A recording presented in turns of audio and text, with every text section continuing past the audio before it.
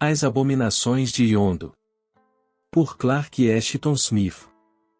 A areia do deserto de Yondo não é como a areia de outros desertos, pois Yondo é aquele que está mais próximo dos extremos do mundo, e estranhos ventos, provenientes de um golfo que nenhum astrônomo jamais sondou, esparramaram sobre os seus campos devastados a poeira cinzenta de planetas corroídos, as cinzas negras de sóis extintos.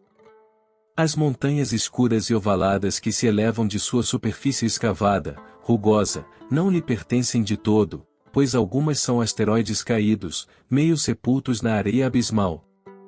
Algumas coisas vieram rastejando dos espaços inferiores, nos quais os deuses de todas as terras decentes e bem ordenadas proíbem incursionar, mas não existem tais deuses em Yondo, onde vivem os gênios vetustos de estrelas abolidas e demônios decrépitos que perderam o lar com a destruição de infernos antiquados. Foi no entardecer de um dia de primavera que emergi daquela interminável floresta de cactos na qual os inquisidores de Ong me haviam abandonado, e vi aos meus pés os começos cinzentos de Yondo. Repito, foi no entardecer de um dia primaveril, mas naquela mata fantástica eu não encontrara o menor indício ou lembrança de primavera, e as elevações inchadas, fulvas, mortiças e meio podres através das quais eu abrirá caminho não eram como os outros cactos, ou antes, exibiam formas tão abomináveis que mal se poderia descrever. O próprio ar pesava com os odores estagnados da decadência, e líquens leprosos manchavam com frequência cada vez maior o solo negro e a vegetação castanho-vermelha. Víboras verde-claras erguiam suas cabeças de cactos prostrados e me observavam com olhos de um brilho ocre, destituídos de pupilas ou pálpebras. Essas coisas me inquietaram durante horas, e desgostaram-me os fungos monstruosos, dotados de apêndices descoloridos e cabeças infirmes, de repulsiva cor malva, que brotavam dos lábios úmidos de fétidos poços, e as ondulações sinistras que surgiam e desapareciam sobre a água amarela quando me aproximei não pareciam encorajadoras para alguém cujos nervos ainda estavam tensos de indizíveis torturas. Então, quando até mesmo os cactos manchados e doentios se tornaram escassos ou nanicos, e veios de areia cinzenta serpenteavam entre eles, comecei a suspeitar de quão enorme fora o ódio que minha heresia despertou entre os sacerdotes de Ong e fiz ideia da extrema malignidade de sua vingança. Não entrarei em detalhes quanto às indiscrições que me levaram e um desprevenido estrangeiro de terras distantes e de encontro ao poder desses mágicos e mistagogos temíveis, que servem a Ong, o que tem cabeça de leão. É doloroso recordar essas indiscrições e os pormenores de meu aprisionamento, e aquilo que menos quero lembrar são os estiradores de tripa de dragão cobertos com pó de diamante onde os homens são estendidos nus, ou aquele cômodo escuro, com janelas de 6 polegadas junto ao chão por onde vermes gordos entravam às centenas, vindos de uma catacumba próxima. Basta dizer que, após terem gasto os recursos de sua medonha fantasia, meus inquisidores me trouxeram vendado, em lombo de camelo, durante horas incontáveis, para abandonar-me ao primeiro clarão da aurora naquela floresta sinistra. Estava livre, disseram-me, para ir aonde quisesse, e, como prova da clemência de Ong, dera-me uma côdea de pão áspero e uma garrafa de couro contendo água intragável, à guisa de provisão. Foi na tarde daquele mesmo dia que alcancei o deserto de Yondo. Até então, eu não pensara em retornar, não obstante os terrores desses cactos apodrecidos ou as coisas malignas que viviam entre eles. Agora, parei, conhecendo as lendas abomináveis da terra para a qual viera, pois Yondo é um lugar aonde apenas uns poucos tinham ido de sã consciência e por vontade própria. Menos numerosos ainda foram os que retornaram, balbuciando acerca de horrores desconhecidos e estranhos tesouros, e a eterna paralisia que faz tremer os seus membros emaciados, junto com o brilho louco de seus olhos em sobressalto, por baixo de frontes e pálpebras descoradas, não serve de incentivo para os outros. Assim foi que hesitei no limiar dessas areias cinzentas e senti o tremor de um novo medo invadir-me as entranhas. Seria horrendo prosseguir, e horrendo retornar, pois eu estava certo de que os sacerdotes tinham se preparado para esta última eventualidade. Então, após um instante, continuei a andar, cantarolando baixo a cada passo, e seguido por alguns insetos de pernas compridas que encontrara entre os cactos. Esses insetos tinham a cor de cadáveres de uma semana e eram do tamanho de tarântulas, ou mais. Quando me voltei e pisei no que vinha à frente, um cheiro mefítico se exalou, o qual me pareceu mais nauseante até do que a própria cor. A partir de então, passei a ignorá-los o mais que podia. Com efeito, tais coisas eram horrores menores no meu infortúnio. À minha frente, sob um sol imenso, de um escarlate doentio, e onde se estendia interminável, tal como a terra de um sonho de haxixe, contra o escuro do céu. Ao longe, na fímbria mais distante, jaziam aquelas montanhas ovaladas que mencionei, ou mais em meio estavam os horríveis vazios de desolação cinzenta e colinas baixas, desnudas, semelhantes a dorsos de monstros semissepultos. Lutando para avançar, avistei grandes poços onde meteoros afundaram, e joias multicores que eu não saberia nomear brilhavam e cintilavam sobre a poeira. Havia ciprestes caídos que apodreciam junto a mausoléus arruinados, sobres cujos mármores manchados de liquém se arrastavam camaleões gordos levando pérolas reais em suas bocas. Escondidas pelas cristas mais baixas, havia cidades das quais sequer uma estela jazia intacta, e cidades vastíssimas, imemoriais, desintegrando-se, de fragmento em fragmento, de átomo em átomo, para alimentar infinitos de desolação. Arrastei os membros exaustos de tortura através de vastos montes de ruínas que um dia foram templos imponentes, e deuses caídos franziam o senho em meio ao arenito decadente ou miravam de entre o pórfiro despedaçado aos meus pés. Sobretudo pairava um silêncio mau, interrompido apenas por um gargalhar satânico de hienas, um ciciar de cobras por entre as moitas de espinheiros mortos ou antigos jardins consumidos pela ortiga e pela fumária. No topo de um dos muitos platos em forma de monte, vi as águas de um lago estranho, insondavelmente escuro e verde como malaquita, das quais surgiam refulgentes depósitos de sal.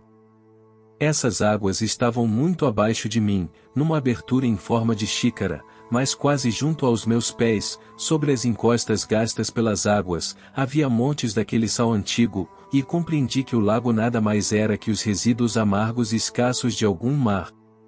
Descendo, aproximei-me das águas escuras e comecei a lavar as mãos, mas havia uma ardência cortante e corrosiva naquela água salobre e imemorial, e logo desisti, preferindo o pó do deserto que me envolvia como um lento sudário.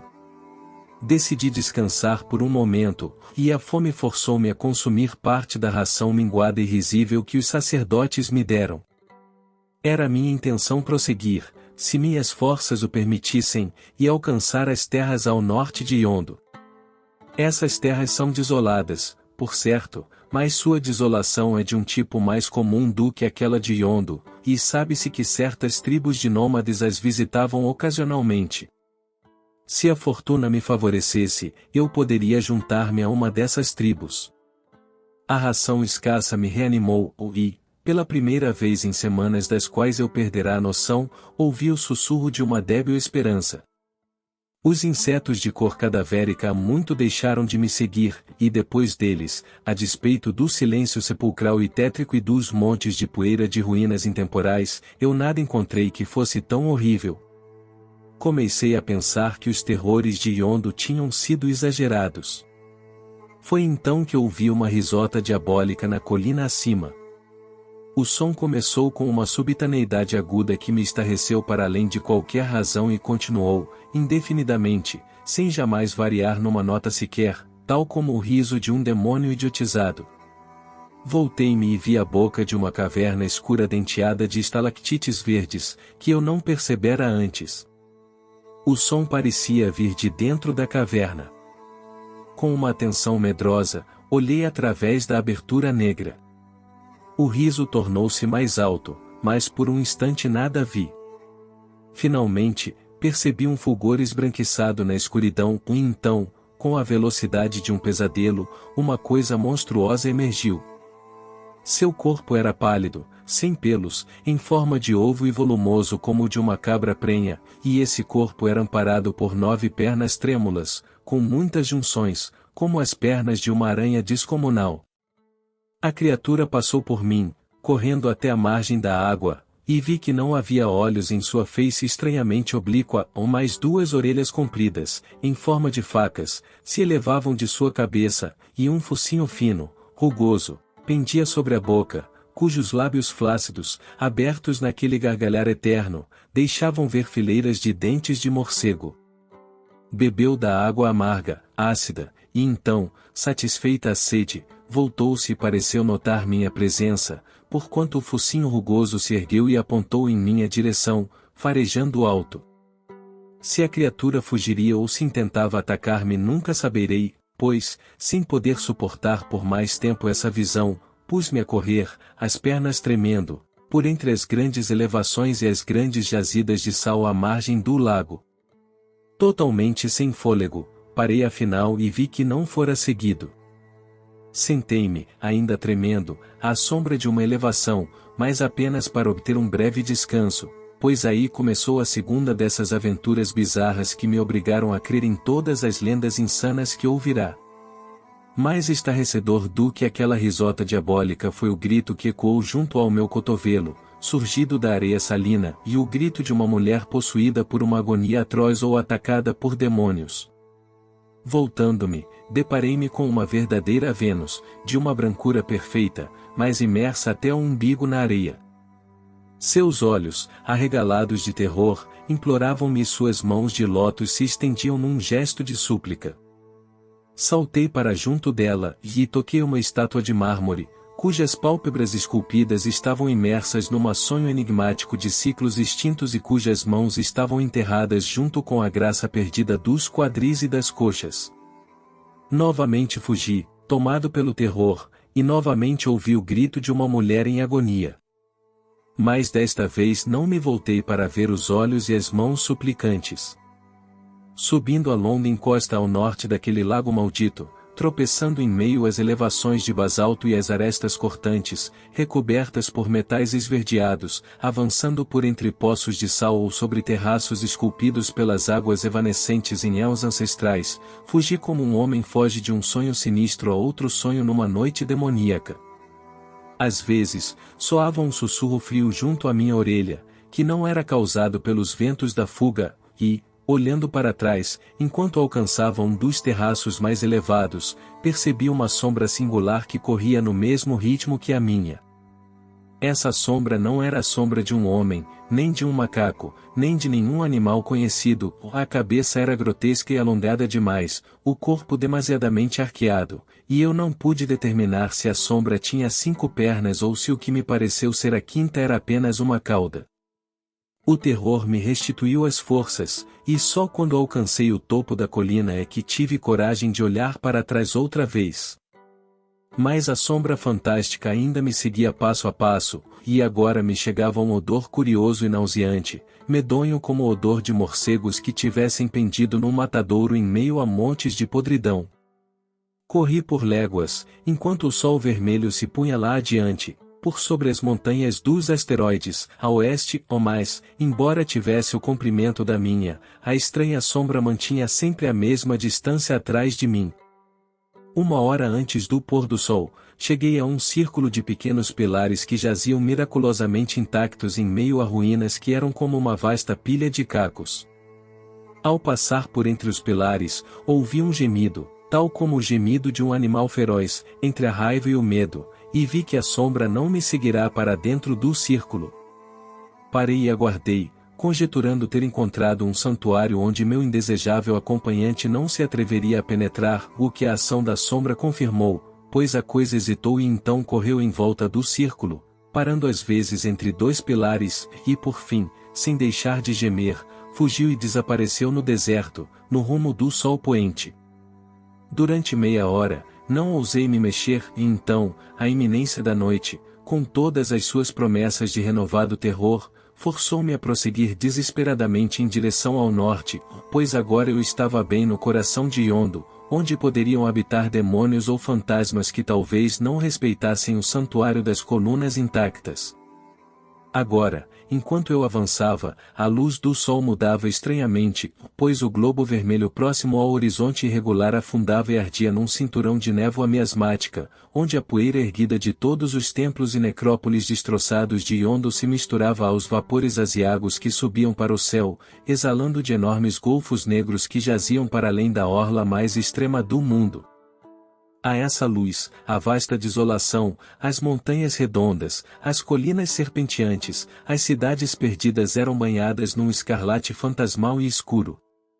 Então, do norte, onde as sombras se adensavam, veio surgindo a figura curiosa de um homem alto, inteiramente coberto por uma cota de malha, ou, antes, o que pensei ser um homem. Quando a figura se aproximou, produzindo ruídos pressagos a cada passo que dava sobre o solo coberto de cacos, vi que sua armadura era feita de bronze salpintado de verde, e um elmo desse mesmo metal, guarnecido de chifres espiralados e de uma crista, se elevava bem alto sobre sua cabeça. Digo sua cabeça, pois a escuridão aumentava, e eu nada podia ver claramente, mas, quando a aparição chegou mais perto, percebi que não havia face alguma por detrás da viseira do capacete bizarro cujos contornos se delinearam por um momento contra a luz evanescente. Então a figura passou e, chocalhando funestamente, desapareceu. Mas, em seus calcanhares, antes que o pôr do sol se completasse, veio uma segunda aparição, dando incríveis passadas e parando quase junto de mim sob o crepúsculo vermelho, e a monstruosa múmia de algum rei antigo, ainda coroado num ouro sem manchas, mas impondo ao meu olhar uma visão que mais do que o tempo ou os vermes haviam devastado. Bandagens partidas adejavam em torno às pernas de esqueleto, e, sobre a coroa cravejada de safiras e rubis alaranjados, alguma coisa negra se mexia e balançava horrivelmente, mas, por um instante, sequer sonhei com o que poderia ser. Então, no meio dela, 2 olhos oblíquos e vermelhos se abriram e brilharam como brasas infernais, e 2 caninos ofídicos cintilaram numa boca de macaco. Uma cabeça achatada, sem pelos, disforme sobre um pescoço de extensão desproporcional abaixou-se, indizivelmente, e sussurrou ao ouvido da múmia. Então, com uma passada, o morto-vivo titânico encurtou pela metade a distância que nos separava, e de entre as dobras esfarrapadas do tecido mofado, um braço esquálido surgiu, e dedos descarnados, aduncos, carregados de gemas brilhantes, se ergueram e tentaram agarrar minha garganta.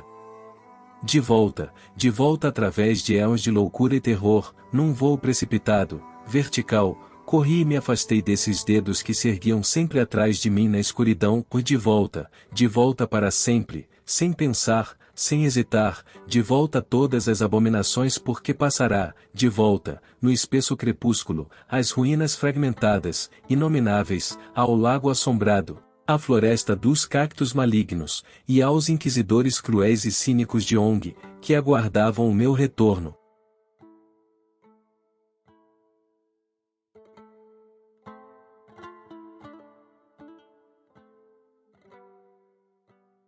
Coinlock Babies. Por Ryu Murakami. Chuva.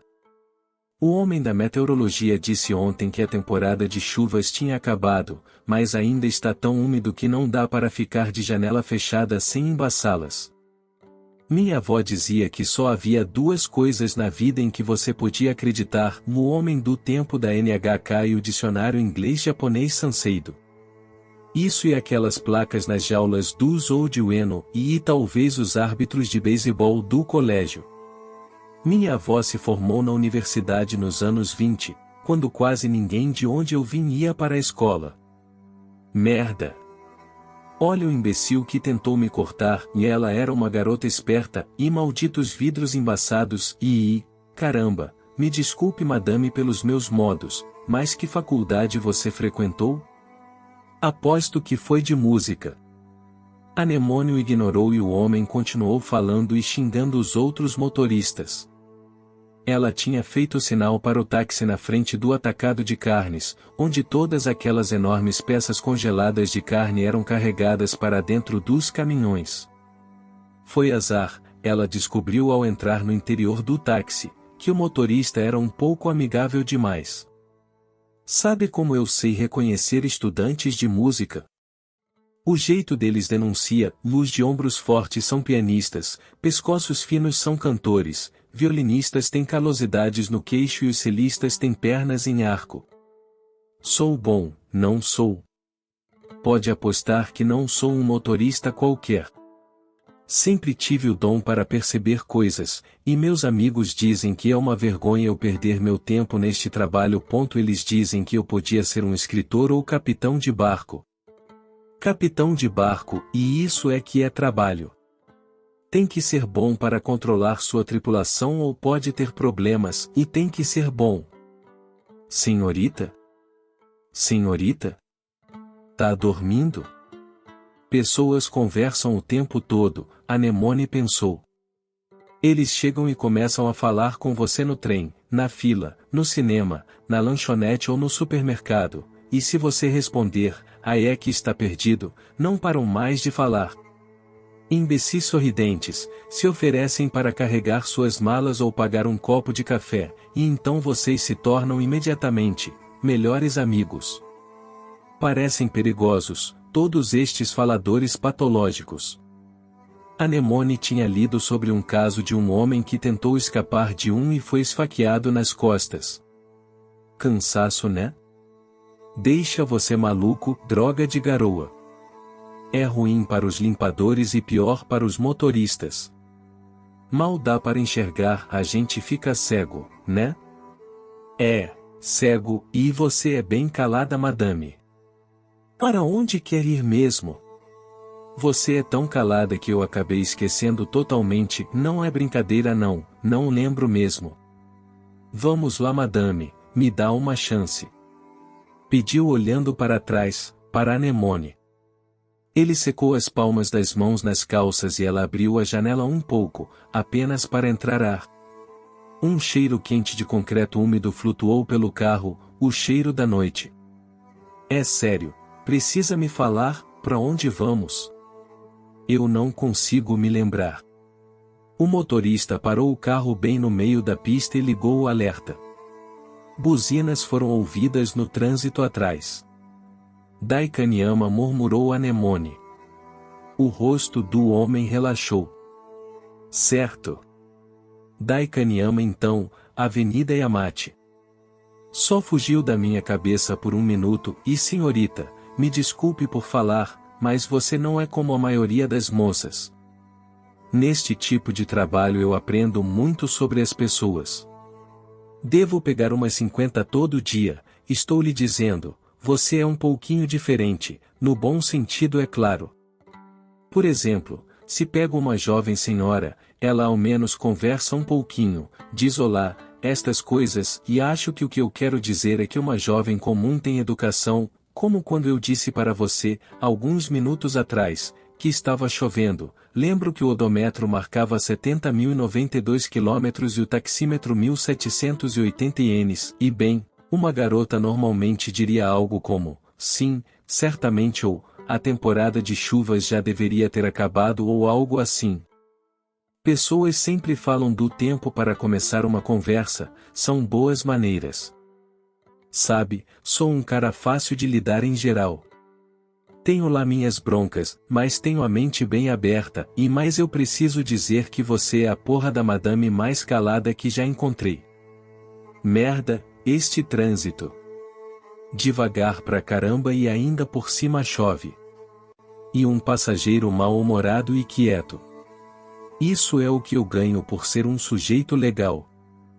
O táxi mal se movia e à frente o borrão vermelho das luzes do freio pintava o pavimento.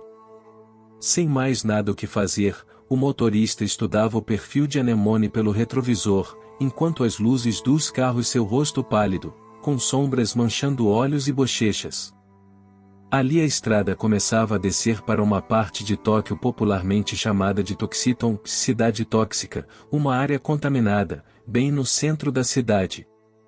Há uns 5 anos atrás, pássaros e pequenos animais começaram a morrer nas vizinhanças. Testes revelaram um nível anormal de cloro no solo, o bastante para causar erupções na pele quando exposto ou danos ao fígado e aos nervos. Mulheres grávidas foram alertadas sobre o risco de aborto ou defeitos congênitos. Mas isso foi só, ou nenhuma explicação foi dada, de como o cloro chegou ao solo, contudo ocorreram várias especulações. Já que não havia uma fábrica na área, alguns disseram ter sido vazamento de algum caminhão. Houve uma conversa sobre derramamento, práticas ilegais de empresas de construção, ou até mesmo alguma reação química natural e peculiar, disparada pelas altas temperaturas do solo. De qualquer modo, qualquer que fosse a causa, não podia ser resolvida pelos meios habituais, não era solúvel em água e era imune ao calor, e mesmo os micro-organismos desenvolvidos especialmente para se alimentar de dejetos eram inúteis.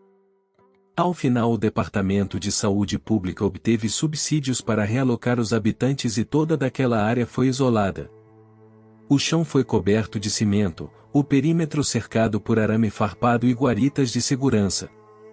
Havia duas teorias que explicavam o nome Toxiton, uma era simplesmente pelo perigo à saúde, a outra porque a área isolada tinha se tornado um reduto do crime, particularmente do tráfico de tóxicos. Os criminosos entravam e saíam de Toxiton, apesar dos guardas que patrulhavam o local. Os guardas carregavam lança-chamas para prevenir que qualquer coisa entrasse, principalmente vândalos tentando roubar alguma coisa. Já que as casas abandonadas permaneciam com seus pertences dentro, as autoridades temiam que a área fosse uma tentação para os desabrigados invasores de propriedades, e anunciaram que os guardas tinham ordens para incinerar não apenas aquilo que estivesse contaminado, mas qualquer um que estivesse de posse de objetos contaminados. O alerta não teve muito efeito no tráfego que entrava e saía de Toxiton, já que o interesse das pessoas pelo novo território era precisamente por ser um lugar em Tóquio onde a polícia não possuía jurisdição. E uma vez que a área foi colonizada por gangsters e gigolos, outros tipos passaram a frequentar também, como vagabundos e andarilhos, pessoas mentalmente debilitadas, putas baratas, prostitutos, procurados pela justiça, degenerados e desajustados, que estabeleceram residência em Toxiton, e desta forma um tipo estranho de sociedade começou a formar-se. Ao fim, até a polícia aparentemente preferia olhar para o outro lado, agradecendo pelo inesperado resultado de tantos marginais em um só lugar. A taxa de criminalidade, particularmente crimes sexuais, caiu tremendamente em outras partes da cidade. Todos de fato, não oficialmente é claro, estavam satisfeitos com a situação, exceto por um pequeno detalhe: a área delimitada por arame farpado ficava adjacente na sombra dos novos super-arranha-céus de West Shinjuku, como se a coroa na linha do horizonte da cidade estivesse colocada sobre o esgoto. É bom senso, o motorista estava dizendo. Use o seu bom senso, é o que sempre digo. Este pessoal todo que não tem bom senso, você pode levá-los para onde quiser e dar um jeito. Olhe para este engarrafamento, por exemplo. É claro que se todos em Tóquio quiserem ir para o mesmo lugar ao mesmo tempo, bem, vai terminar nisso. O que precisamos é que alguém apareça com alternativas, alguma coisa criativa. Deve haver muitos outros meios de se fazer isso. Carros voadores ou estradas subterrâneas, ou outra coisa qualquer, e essa maldita chuva que não ajuda também. Perai. Porra, espere aí. Ei, senhoria, é você, não é? Sim, sim, é claro que é. Você é aquela do comercial de televisão, aquela que o shampoo cai nos olhos, que ficam vermelhos e você vira um coelho. Que merda! Como é que não vi isso antes? Uma modelo. A chuva começara a cair mais forte quando Toxiton surgiu à esquerda. Uma luz pálida banhava as guaritas e os carros blindados, iluminando uma placa onde se lia: "Vária tóxica, mantenha-se afastado". O cenário brilhava como se grandes tiras de luz dos arranha-céus tivessem se destacado e iluminado a fortaleza de arame farpado. O motorista, que tinha se dado conta de possuir uma celebridade a bordo de seu carro, tornou-se ainda mais falante. Sabe quem você me lembra? Aquelas atrizes de antigamente de Hollywood, naquelas cenas debaixo d'água, onde piscavam para a câmera. Você tem os mesmos belos e enormes olhos. E então, caramba! Que dia é hoje? Sexta. Eu devia saber.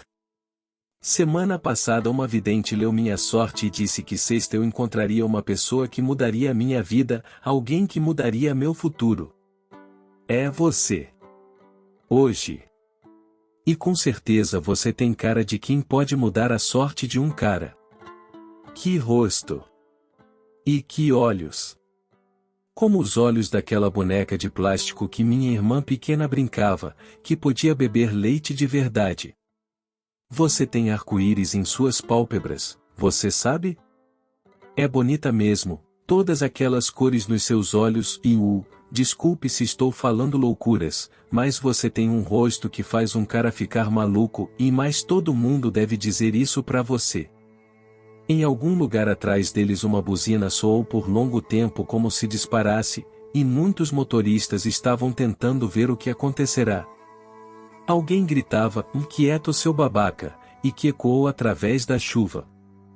Então outras buzinas se juntaram e motores aceleraram. Dentro do táxi a excitação do motorista tinha embaçado todas as janelas, enquanto que algumas pessoas ao longo da estrada, perturbadas pelo barulho, ou apenas aborrecidas, começaram a jogar pedras nos carros. Quando uma delas ricocheteou no teto do táxi, Anemone começou a sentir-se desconfortável. A superfície lisa da estrada refletia as luzes da cidade em seu rosto. O motorista baixou o vidro e gritou, "Fiquem quietos, porra 11 vezes seguidas, pelas contas de Anemone." "Que merda, que grande porcaria", ele murmurou balançando a cabeça. "Ouça moça, o trânsito está louco e vai acabar me matando se eu não sair daqui." "É isso. Que tal se sairmos juntos?" "O que me diz?" "A companhia tem um pequeno bangalô na praia, lá para leste de Chiba, podíamos ir até lá juntos. Assim fugiríamos desse trânsito." "Que tal?" "Exceto que custa dinheiro dar uma escapulida, especialmente com uma garota como você. Aposto que nunca saiu com um cara sem grana. Não deve ter nada a não ser cerveja nesta casa de praia, e uma garota como você deve beber apenas vinhos finos. E provavelmente a roupa de cama deve ser vagabunda, e precisaremos de lençóis novos. É isso, tem que ter dinheiro para essas coisas." "Espera aí. Estamos na Avenida Yamate?" "Espere um maldito minuto. Conheço um cara que faz apostas e que tem um escritório logo ali. Tem me enrolado há anos, mas eu dou um jeito nele e conserto a situação. Se não se importar em ficar sentada aqui um pouquinho. Vou lá e pego algum dinheiro, e enquanto estiver por lá, não vou me importar de enfiar uma faca naquele porco." Não demoro nem um minuto e saiu. O motorista tinha parado o carro em uma das pistas. Anemone, que mal ouvirá o que ele tinha dito, pensou que ele tinha ido comprar cigarros ou algo assim. Ela começava a se preocupar com seu embrulho de carne de cavalo e cabeças de galinha, que iria estragar se não colocasse logo na geladeira, e ignorou os insultos gritados pelos outros motoristas dos carros que precisavam se desviar do táxi que bloqueava a pista. Como o motorista não voltou em 5 minutos, Anemone ficou furiosa. Esfregando um círculo na janela embaçada, achou o soldado armado, bem ao lado do carro. O jovem vestia uma capa transparente plástica e seus pés se moviam no ritmo da música que chegava aos seus ouvidos por um pequeno fone de ouvidos. "Desculpa", disse o motorista deslizando para dentro. Anemone olhou para ele e tentou gritar, mas nada saiu de sua boca. Seu rosto e sua camisa estavam cobertas de sangue. Que decepção! Que sujeito mais mole! Bem, ao menos consegui a grana. Vamos nós. A voz do motorista tremia um pouco, mas sua habilidade era incontestável. Subiu no meio-fio com o carro e fez a volta, seguindo na direção contrária. Anemone não sabia o que fazer, sabia que devia gritar, mas não conseguia. Um arrepio tomara todo o seu corpo e sua cabeça estava quente. Agora mesmo era que a carne iria estragar, pensou. Começava a ficar com raiva de verdade. Enquanto isso, a sorte do motorista chegou ao fim e o táxi bateu, pior, amassou outro carro. O homem do outro carro saiu e veio até a janela do táxi, pressionando seu rosto contra o vidro e gritando, abra, mas o motorista estava acovardado demais para fazer qualquer coisa. Sem ter resposta, o outro motorista começou a chutar a porta, ajudado por outro homem que arrebentou o para-brisa com um taco de beisebol de alumínio. Anemone atirou-se ao chão enquanto que o motorista, recobrando-se um pouco, empurrou a marcha ré e subiu pela calçada. Achou um lugar onde um dos postes que deveria manter a cerca de arame farpado tinha tombado, e apertando o acelerador, foi de encontro à cerca, abrindo um buraco nela, e então o motor morreu.